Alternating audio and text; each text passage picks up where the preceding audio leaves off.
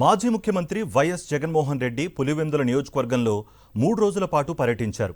ఇవాళ ఉదయం కూడా ఆయన ప్రజల నుంచి వినతులు స్వీకరించారు. వైఎస్ జగన్ను కలిసేందుకు ప్రజలు, అభిమానులు బారులు తీరారు. పులివెందుల నియోజకవర్గంతో పాటు ఇతర ప్రాంతాల నుంచి వచ్చిన ప్రజలు కూటమి ప్రభుత్వంలో తాము పడుతున్న కష్టాలను వైఎస్ జగన్కు మొరపెట్టుకున్నారు. సమస్యలు విన్న ఆయన పరిష్కరిస్తానని హామీ ఇచ్చారు. 3 రోజుల పర్యటనలో భాగంగా మెడికల్ విద్యార్థుల నుంచి అరటి రైతుల వరకు అనేక సమస్యలు వైఎస్ జగన్ దృష్టికి వచ్చాయి.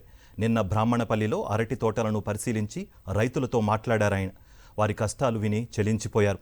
కూటమి ప్రభుత్వం రైతుల సమస్యలు తీర్చకపోతే పెద్ద ఎత్తున పోరాటానికి సిద్ధమని స్పష్టం చేశారు.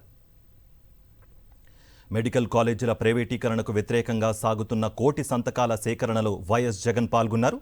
తాను సంతకం చేసి వ్యతిరేకతను తెలియజేశారు. అంతేకాకుండా వచ్చిన మెడికల్ సీట్లను వెనక్కి పంపడం వల్ల ప్రతిభ కలిగిన విద్యార్థులకు మెడికల్ సీట్లు రాకుండా పోవడంపై ఆయన మండిపడ్డారు.